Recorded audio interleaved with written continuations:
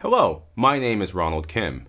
In this module, the second in the series on phonology, we will discuss the vowels of Classical Armenian. Here's the roadmap for today's module. We will first present the vowels and diphthongs. We will then turn to vowel alternations, which are very important for understanding the workings of Classical Armenian. We will examine some apparent exceptions, then look at a couple of rare alternations. Classical Armenian had 6 vowel phonemes, which are presented in the table here. The high front vowel E, the high mid vowel A, transcribed as E with a macron, the mid vowel E, the low vowel A, which was perhaps central to back, the back mid vowel O, and the high back vowel U, transcribed OW in the Armenian alphabet. Those 2 back vowels are rounded.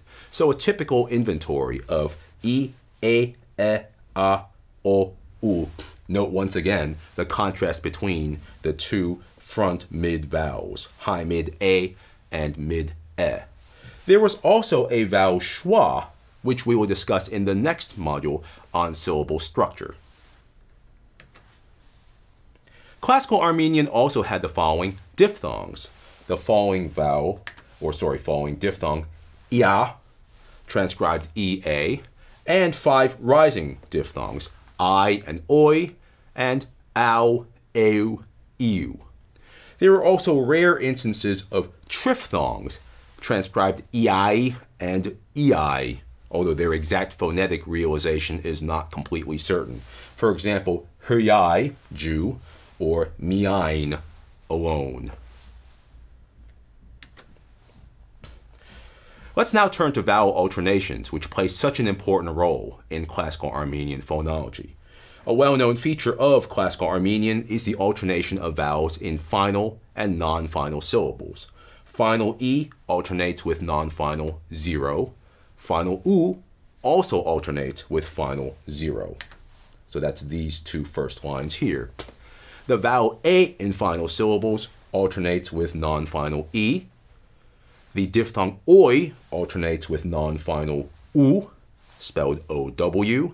And the diphthong ia alternates with non-final E. The remaining vowels A, E, and O are stable. In other words, they do not participate in any alternations.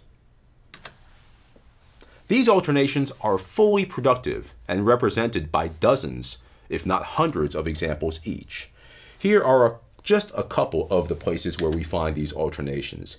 Inflected case forms of nouns, as well as derivatives or compounds, and the aorist outside the active third singular, as well as derived verbal stems.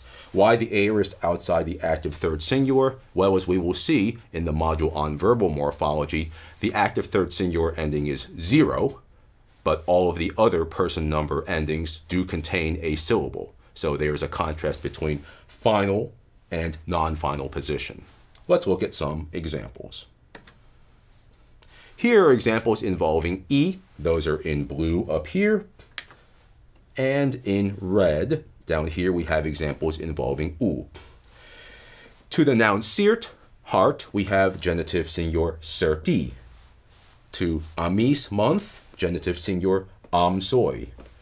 To nominative singular ints, we have genitive singular ntsu. That's the word for leopard. So you see that E, E, E all alternate with 0, 0, or schwa, which we will return to in the next lecture. Right. Similarly with U, we have kun, sleep, genitive singular kanoi, bazum, many, genitive singular bazmi, and duster, daughter, genitive singular dester. So we see that U, U, U all alternate with 0. The same thing can be observed in the aorist, where we have, for example, egit, he or she found, but gati, I found. You see that the E alternates with 0. Similarly, emut, he or she went in, entered, but first singular mati. And the same thing has happened to U in a non-final syllable. Let's now look at examples involving the diphthongs. Here we see two examples of nouns with the vowel A. A in meg, fog, but E in migi, genitive singular. A in ser, love, but genitive singular, siroi, right? And similarly in the aorist, we see this alternation. For example, age, he or she climbed down, but e.g., I climbed down. The alternation of oi versus u is represented by, for example, lois, light, genitive singular, lusoi, and in the aorist, eboit, nourished, aorist first singular, butsi, I nourished. Finally, the diphthong ia in matyan, house, alternates with e in genitive singular, mateni, and in the aorist, we have the very important productive weak aorist suffix yats in Syriac, he or she loved, versus siretsi, I loved. So we have examples, dozens once again, of all of these alternations. There are some apparent exceptions, but perhaps they're only apparent. E and U are not affected, at least in spelling, if they are word initial and followed by a single consonant. So we have ij, snake, but genitive eg, the E does not change. Similarly, we have us, shoulder, but genitive usoi, and the U does not change. Or in hiatus, if E and U occur in hiatus, that is, are immediately followed by a vowel, we don't have, at least in the spelling, this kind of alternation.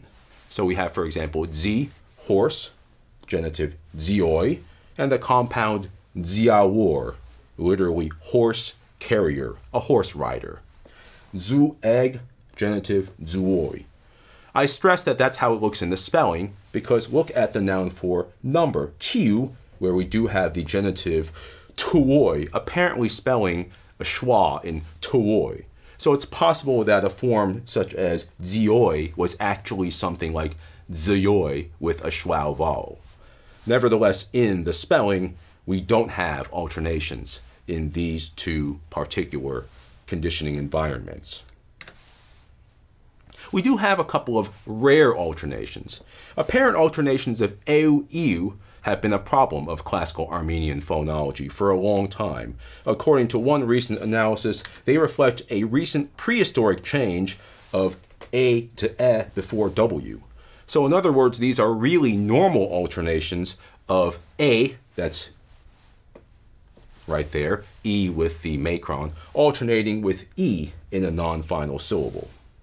So we have, for example, the Iranian borrowing deu, demon, alternating with genitive diwi, or eu, oil, alternating with genitive iuloi. There are only a few of these examples, and probably some details still need to be worked out. Recall that there are those two rare triphthongs in classical Armenian, ai and ei. They alternate with e in such forms as hyai, Jew, but genitive hrei, where we can understand that as the regular alternation of ia with e, or hreastan, Judea, Jew, land.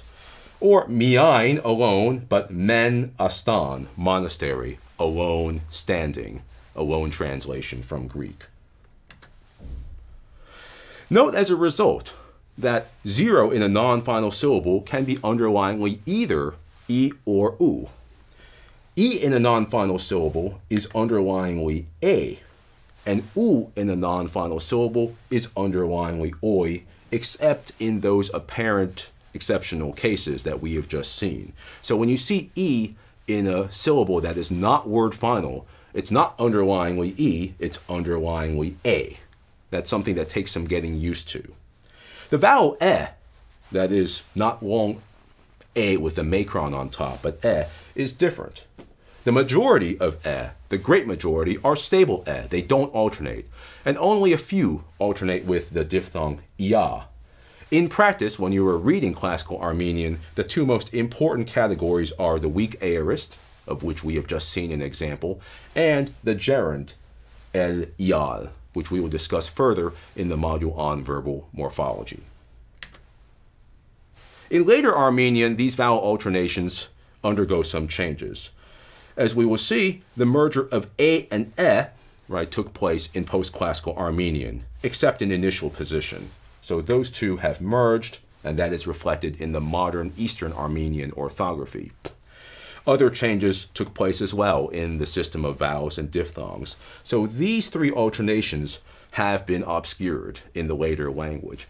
However, the alternation of e and u with 0 remains fully productive in the modern language. I've just given you two of literally hundreds of examples. Mis, meet, genitive misi, with the now almost completely generalized genitive ending e of modern Eastern Armenian. Surb, holy, genitive serbi. And so those two, which are already well represented in classical Armenian by literally hundreds of examples, remain productive today. That concludes this second module in the series Phonology. In the next module, we will discuss the vowel schwa and stress and syllable structure.